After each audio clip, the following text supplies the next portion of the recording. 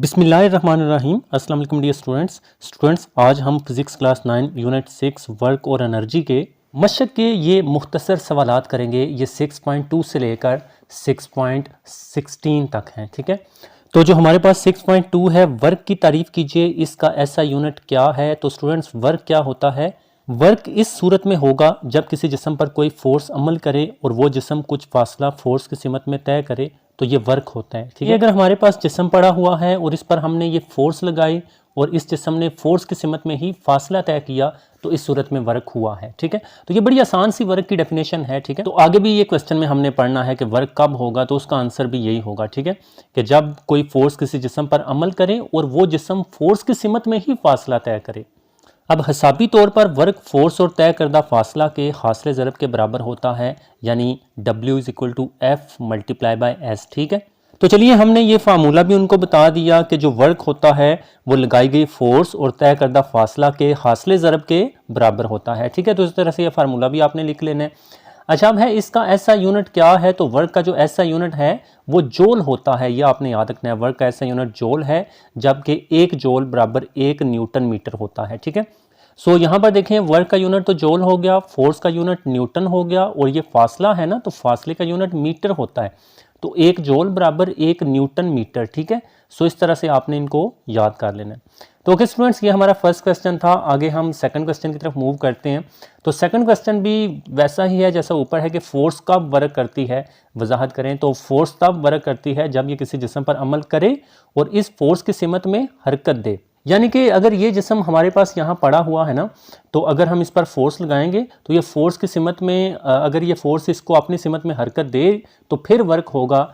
अगर ये फोर्स अमल तो करे लेकिन वो जिस्म हरकत ना करे तो फिर वर्क नहीं होगा। जैसे आप दीवार पर फोर्स लगाते हो तो दीवार आगे हरकत तो नहीं करती, तो इस सूरत में आप कोई वर्क नहीं कर रहे। ठीक है, वर्क कब होगा? जब आपने फोर्स लगाई किसी जिस्म को और उसने आगे हरकत भी किया।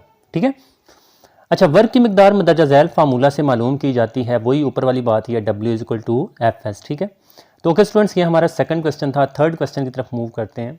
अच्छा, आगे नेक्स्ट 6.4 है, हमें एनर्जी की ज़रूरत क्यों होती है। अब एनर्जी क्या है? एनर्जी की डेफिनेशन यहाँ पर भी है, आगे भी डेफिनेशन है। ठीक है, तो पहले उनको थोड़ा बता देते हैं कि एनर्जी होती क्या है, फिर आगे बताएंगे कि क्यों ज़रूरत होती है। तो किसी जिस्म के वर्क करने की सलाहियत को एनर्जी कहते हैं। यानी कि अगर किसी जिस्म में वर्क करने की सलाहियत है, वो जिस्म कोई वर्क कर सकता है, कोई काम कर सकता है, तो फिर हम कहेंगे कि उसमें एनर्जी भी है। तो बस हमें मुख्तलिफ इक़साम के वर्क करने के लिए एनर्जी की ज़रूरत होती है। किसी जिस्म को हरकत में लाने और रोकने के लिए एनर्जी की ज़रूरत होती है। तो वर्क तब ही होगा ना, ठीक है, कि जब यहाँ पर ये जिस्म है तो इस पर हम फोर्स लगाएं तो ये वर्क हो रहा है, क्योंकि फोर्स की सिमत में फासला भी तय हो रहा है। तो इसका मतलब है कि हम में एनर्जी है, या लाइक मेरे जिस्म में एनर्जी है, इस वजह से इसने वर्क किया। तो अगर कोई जिस्म आ रहा है, उसको रोकने के लिए भी हमें एक फोर्स लगानी पड़ेगी, वर्क जो है वो करना पड़ेगा। अच्छा, आगे भी वही क्वेश्चन है 6.5, उसमें भी हमने एनर्जी की तारीफ़ करनी है। तो वही ऊपर वाली डेफिनेशन ही है, किसी जिस्म के वर्क करने की सलाहियत को एनर्जी कहते हैं। बस जिस जिस्म में एनर्जी हो वो वर्क कर सकता है, वो काम कर सकता है। तो अगर एनर्जी है तो काम होगा, एनर्जी नहीं तो कोई काम वो जिस्म नहीं कर सकता। ठीक है, तो किसी जिस्म के वर्क करने की सलाहियत को हम एनर्जी ही कहते हैं। ठीक है, अच्छा, आगे हम मैकेनिकल एनर्जी की इकसाम बताइए। तो मैकेनिकल एनर्जी की 2 इकसाम्स होती हैं, काइनेटिक एनर्जी और पोटेंशियल एनर्जी। तो यह आपने याद रखना है। ठीक है, इनकी भी डेफिनेशन है आगे हमने पढ़नी है। अच्छा, नेक्स्ट 6.6 है, काइनेटिक एनर्जी की तारीफ़ कीजिए और इसका फार्मूला अखज़ कीजिए। तो किसी जिस्म में इसकी मोशन के बाइस पाए जाने वाली एनर्जी काइनेटिक एनर्जी कहलाती है। मसलन मुतहरक हवा की एनर्जी। तो स्टूडेंट्स, कोई भी जिस्म अगर हरकत कर रहा है ना, मोशन में है, तो उसमें जो एनर्जी होगी उसे हम काइनेटिक एनर्जी कहते हैं। अब जैसे चलती हुई हवा है, जब हवा चलती है तो वो काम करती है ना, वर्क करती है ना, लाइक वो दरख्तों को गिरा देती है, उससे हम बिजली भी पैदा कर सकते हैं। जो विंड टर्बाइंस होती हैं वो चलती हुई हवा को बिजली में तब्दील कर देती हैं, यानी कि काइनेटिक एनर्जी को इलेक्ट्रिकल एनर्जी में कन्वर्ट करती हैं। ठीक है, तो इसी तरह से अगर कोई कार आ रही है तो वो भी चूँकि मोशन में है, हरकत में है, तो उसके आगे अगर कोई चीज़ आएगी तो एक्सीडेंट होगा तो वो काफ़ी नुकसान करेगी, क्योंकि उसमें मोशन थी और उसमें काइनेटिक एनर्जी थी। तो ओके स्टूडेंट्स, ये आपने कंसेप्ट क्लियर करना है इसका। ठीक है, अच्छा, आगे इसका फार्मूला भी हमने अखज़ करना है। तो चूँकि ये हम शॉर्ट्स क्वेश्चन कर रहे हैं तो ये लॉन्ग क्वेश्चन है जो इसका फार्मूला अखज़ करें तो वो आप पेज 126 पर जाएं और वहाँ पर ऑलमोस्ट वो पूरा पेज ही है, वो आपने तैयार कर लेना है, ठीक है। अच्छा, नेक्स्ट देखते हैं 6.7 जो कि मैकेनिकल एनर्जी की दूसरी किस्म हमने पढ़ी, पोटेंशियल एनर्जी है। तो उसकी भी हमने तारीफ बतानी है और उसका भी हमने फार्मूला अखज़ करना है। तो किसी जिस्म की पोजीशन की वजह से वर्क करने की सलाहियत को पोटेंशियल एनर्जी कहते हैं। पोजीशन की वजह से जो एनर्जी होती है किसी जिस्म में, या पोजीशन की वजह से जो वर्क करने की सलाहियत होती है, उसे हम पोटेंशियल एनर्जी बोलते हैं। अब इसकी मिसालें भी मैंने लिख दी हैं। मसलन तनी हुई कमान और बुलंद किए गए हथौड़े में पोटेंशियल एनर्जी होती है। आप देखें, तनी हुई कमान ना, वो जो तीर जिसमें हम डालकर तो ऐसे कमान को हम ऐसे कसते हैं तो उसमें एक तनाव पैदा हो जाता है, तो उसमें जो एनर्जी होती है वो पोटेंशियल एनर्जी होती है। क्यों? क्योंकि उसकी पोजीशन में तब्दीली हमने की है, हमने उसको खींचा है, हमने उसको तनाव पैदा किया उसमें। इसी तरह से अगर हथौड़ा है, हथौड़ा ज़मीन पर पड़ा है तो उसमें कोई एनर्जी नहीं है। अगर हम उसको बुलंद करेंगे और यहाँ से छोड़ेंगे तो ये पोजीशन की वजह से तब्दीली आई ना, हमने उसकी पोजीशन को तब्दील किया और फिर नीचे मारेंगे तो वो एनर्जी कील में जाएगी। तो कील ठोंकने के लिए हम ये हथौड़ा इस्तेमाल करते हैं, तो उसमें पोटेंशियल एनर्जी, क्योंकि वो हमने बुलंद किया होता है, ठीक है। चलिए, तो स्टूडेंट्स अब इसके फार्मूले की तरफ आते हैं। अगर m मास का जिस्म बुलंदी h तक उठाया गया है तो पोटेंशियल एनर्जी बराबर होती है F multiply by H। Work का फार्मूला Fs होता है और वर्क और पोटेंशियल एनर्जी सेम ही है, ठीक है। यही पोटेंशियल एनर्जी ना आगे उतना ही वर्क कर देगी, तो इस वजह से इसका FH है, यानी कि S की जगह हमने हाइट लिखनी है, क्योंकि यहाँ पर पोटेंशियल एनर्जी का फार्मूला है। तो पोटेंशियल एनर्जी जो ग्रेविटेशनल पोटेंशियल एनर्जी होती है वो बुलंदी की वजह से होती है। तो F जो है यहाँ पर, अच्छा अब ये ना, अगर किसी जिस्म को हमने ऊपर उठाया है हाइट तक और उसका जो वज़न होगा वही उसकी फ़ोर्स जो नीचे लग रही है उसके बराबर होगा, तो वज़न और फोर्स बराबर होते हैं। सो यहाँ पर आप वो भी लिख सकते हो कि जो फोर्स है यहाँ पर वो वज़न के बराबर है। तो फोर्स की जगह हमने वेट लिख दिया और ये इसी तरह से आ गया। अब W is equal to mg होता है ना, वज़न और मास का ये रिलेशन है, तो ये हमने पहले वाले चैप्टर्स में पढ़ लिया हुआ है, ठीक है। W is equal to mg, तो W की जगह हमने mg लिख लिया और ये इसी तरह से। सो इस तरह से पोटेंशियल एनर्जी का फार्मूला अखज़ कर लेना आपने mgh, ठीक है। अच्छा, नेक्स्ट क्वेश्चन है स्टूडेंट्स 6.8 फॉसिल फ्यूल्स को एनर्जी की नाकाबिले तजदीद शक्ल क्यों कहा जाता है। अब देखिए, नाकाबिले तजदीद शक्ल होती क्या है? जो एनर्जी के सोर्सेज हम दोबारा हासिल नहीं कर पाएंगे, नाकाबिले तजदीद हैं, उनको दोबारा हासिल करना नामुमकिन है, ठीक है। अगर वो एक दफ़ा ख़त्म हो गए तो उनको हम दोबारा हासिल नाकाबिल है, यानी कि करने के काबिल नहीं है दोबारा हासिल। सो इस तरह से आपने वर्ड से याद रख लेना है, ठीक है। अब फॉसिल फ्यूल्स क्या हैं? जो ज़मीन से हम निकालते हैं, कोयला, पेट्रोल, डीजल, ये सारी चीज़ें। तो फॉसिल फ्यूल्स बनने में कई मिलियन साल लगते हैं। तो ये जो कोयला, पेट्रोल या डीजल वगैरह या पेट्रोलियम है, उसको हम सारा कहते हैं सुई गैस है, ठीक है। तो ये कई मिलियन सालों में, लाखों सालों में ये बनते हैं। आज से लाखों मिलियन साल पहले मुर्दा पौधे और जानवर जो हैं वो ज़मीन के अंदर दफन हुए, फिर उनके गलने सड़ने से कोयला और ये पेट्रोलियम वगैरह बने। तो एक दफ़ा ये ख़त्म हो गए तो हम इनको दोबारा हासिल नहीं कर सकेंगे, इसलिए फॉसिल फ्यूल्स को एनर्जी की नाकाबिले तजदीद शक्ल कहा जाता है। तो ये नाकाबिले तजदीद शक्ल है, क्योंकि अगर ये एक दफ़ा ख़त्म हो जाए तो हम अपनी ज़िंदगियों में इनको दोबारा हासिल नहीं कर पाएंगे, इस वजह से ये नाकाबिले तजदीद शक्ल है, ठीक है। अच्छा, नेक्स्ट 6.9 आपने क्वेश्चन देखना है। एनर्जी की कौन सी किस्म को दूसरी अक़साम पर तरजीह दी जाती है और क्यों? चलें, अब कौन सी एनर्जी हम चाहते हैं कि अच्छी है? सूरज, तेज़ हवा और वाटर पावर से हासिल होने वाली एनर्जी को दूसरी अक़साम पर तरजीह दी जाती है, क्योंकि ये काबिल तजदीद एनर्जी है। काबिल तजदीद का मतलब क्या है कि बार बार हम इसको इस्तेमाल करें, कभी ख़त्म नहीं होगी ये एनर्जी। वो नाकाबिल तजदीद ऊपर हमने देखा, ये काबिल तजदीद है, तो उसका उल्ट है, ठीक है। और ये कोयले, तेल और गैस की एनर्जी की तरह ख़त्म नहीं होगी। तो वो तो हमने देखा कि फॉसिल फ्यूल्स की एनर्जी जो है वो जब एक दफ़ा फॉसिल फ्यूल्स ख़त्म हो गए तो उसको हम नहीं हासिल कर पाएंगे। लेकिन ये जो सूरज से, तेज़ हवा से या वाटर पावर से हम एनर्जी हासिल करते हैं, ये क़यामत तक हम इस्तेमाल करते रहेंगे, क्योंकि सूरज तो हमेशा रहेगा, तेज़ हवा भी चलती रहेगी, वो भी नहीं रुक सकती, पानी भी हमेशा बहता रहेगा। सो समझ रहे हो ना आप?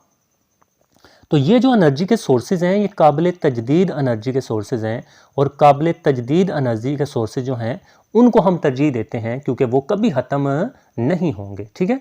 आई होप स्टूडेंट्स आपको इसकी समझ आ गई होगी।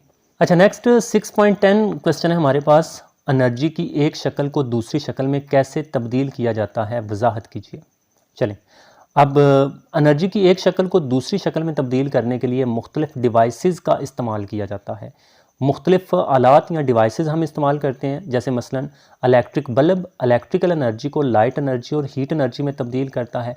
जो बल्ब है वो क्या करता है, बिजली लेते हैं ना, यानी कि बल्ब को हम इलेक्ट्रिकल एनर्जी देते हैं। कौन सी एनर्जी बल्ब को देते हैं, इलेक्ट्रिकल एनर्जी, और उसको वो तब्दील कर देता है रोशनी में, लाइट एनर्जी में और हीट एनर्जी में। और बल्ब जो है वो थोड़ी थोड़ी गर्माइश भी खारिज करता है, ठीक है, तो हीट एनर्जी भी थोड़ी थोड़ी बनती है। सो ये चीज़ आपने याद रखनी है।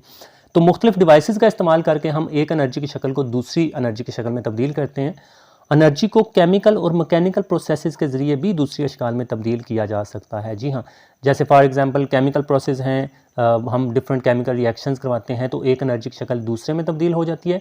और मैकेनिकल में हरकत जो है वो करवाई जाती है, जैसे अगर हम अपने हाथों को ऐसे रगड़ें तो क्या होगा, हमारे हाथ गर्म हो जाते हैं। सर्दियों में जब आपको सर्दी लगती है तो आप हाथों को ऐसे तेज़ी से रगड़ते हो, तो क्यों रगड़ते हो, ताकि आपके हाथ की जो मैकेनिकल एनर्जी है, मसल्स की जो मैकेनिकल एनर्जी है वो हीट एनर्जी में तब्दील हो जाए। तो ये जो प्रोसेस हम करते हैं ये मैकेनिकल प्रोसेस है, ठीक है। तो इस तरह से स्टूडेंट्स ये इसका आंसर आपने लिख लेना है कि मुख्तलिफ डिवाइसेस का इस्तेमाल करके और केमिकल और मैकेनिकल प्रोसेसेस के ज़रिए भी हम दूसरी अशकाल में तब्दील कर सकते हैं, ठीक है। अच्छा, अगला क्वेश्चन स्टूडेंट्स देखें 6.11, उसमें क्या है, ऐसे 5 डिवाइसेस के नाम लिखें जो इलेक्ट्रिकल एनर्जी को मैकेनिकल एनर्जी में तब्दील करते हैं। देखें, सबसे पहले ना यहाँ पर दो चीज़ें हैं, एक तो हमारे पास इलेक्ट्रिकल एनर्जी है और दूसरी मैकेनिकल एनर्जी है। इन दोनों का आपको पता होना चाहिए। इलेक्ट्रिकल एनर्जी हम बिजली की एनर्जी को बोलते हैं, और मैकेनिकल एनर्जी जो ये हरकत वाली एनर्जी होती है ना, जैसे पोटेंशियल एनर्जी और काइनेटिक एनर्जी हमने पीछे देखा, तो मैकेनिकल एनर्जी हरकत वाली है। अब उन सारी मशीनों के नाम आपने लिख लेने हैं जिनको आप बिजली प्रोवाइड करते हो और वो आगे घूमती हैं, यानी कि हरकत करती हैं, तो हरकत वो मैकेनिकल एनर्जी। तो इलेक्ट्रिक मोटर, अब इलेक्ट्रिक मोटर क्या काम करती है, जब हम इसको ऑन करते हैं तो मोटर तेज़ी से घूमना शुरू कर देती है, तो वही कि हम उसको इलेक्ट्रिकल एनर्जी दे रहे हैं और वो हमें मैकेनिकल एनर्जी में तब्दील करके दे रही है। इलेक्ट्रिक फैन, पंखा भी घूमता है बिजली के ज़रिए, ठीक है। इलेक्ट्रिक लिफ्ट, हाँ, अब लिफ्ट जो है वो हमें क्या करती है, वो हमें नीचे से ऊपर लेकर जाती है, तो हरकत तो वो करती है ना, हम उसको बिजली पर चलाते हैं, इलेक्ट्रिकल एनर्जी देते हैं और वो हमें ऊपर लेकर जाती है। तो ये जो ऊपर लेकर जाने वाली एनर्जी है ये मैकेनिकल एनर्जी है। ड्रिल मशीन, तो ड्रिल मशीन भी घूमती है, आपको पता है, सुराख करने के लिए दीवारों में हम ड्रिल मशीन का यूज़ करते हैं, तो बिजली देते हैं और वो घूमती है। जूसर मशीन भी ज़ाहिर सी बात है, उसके अंदर वो जो ब्लेड्स होते हैं वो तेज़ी से घूमते हैं, तो वो जूस बनाकर हमें दे देती है, तो जूसर मशीन भी ये काम करती है। तो ओके स्टूडेंट्स, आई होप आपको समझ आ गई होगी। ये 5 डिवाइसेस आपने याद रखने हैं जिनको हम बिजली प्रोवाइड करते हैं और आगे ये हमें मैकेनिकल एनर्जी देती हैं, ठीक है।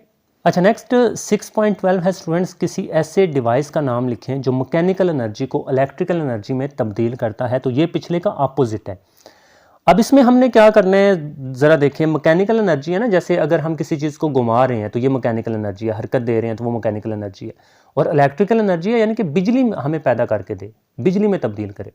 तो स्टूडेंट्स आपने याद रखना है, इलेक्ट्रिक जनरेटर जो है ये एक ऐसा डिवाइस है जो मैकेनिकल एनर्जी को इलेक्ट्रिकल एनर्जी में तब्दील करता है। तो इलेक्ट्रिक जनरेटर, तो जितनी भी बिजली हम यूज़ करते हैं मोस्टली वो इलेक्ट्रिक जनरेटर से प्रोड्यूस होती है, ठीक है। तो वो हमें इलेक्ट्रिकल एनर्जी मिलती है और उससे आगे हम यूज़ करते हैं।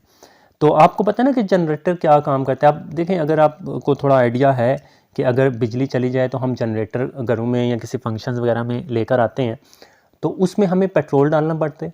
पेट्रोल क्या करता है, पेट्रोल जो है वो उस इलेक्ट्रिक जनरेटर को घुमाता है तेज़ी से, तो वो मैकेनिकल एनर्जी में तब्दील हुई, पेट्रोल की एनर्जी। तो आगे मैकेनिकल एनर्जी को जो जनरेटर है वो बिजली में तब्दील कर देता है, वो इलेक्ट्रिकल एनर्जी में तब्दील कर देते हैं। अच्छा, नेक्स्ट स्टूडेंट्स देखें 6.13, किसी सिस्टम की एफिशिएंसी से क्या मुराद है या उससे क्या मतलब लिया जाता है। किसी सिस्टम की एफिशिएंसी इस सिस्टम से बतौर आउटपुट हासिल की गई एनर्जी की बतौर इनपुट सर्व करदा कुल एनर्जी के साथ निस्बत है। तो ये एफिशिएंसी का फार्मूला याद रख लेने। तो एफिशिएंसी में हम क्या करते हैं, निस्बत मालूम करते हैं। अब निस्बत ये जो होता है ना, ये डिवाइड होता है, ठीक है।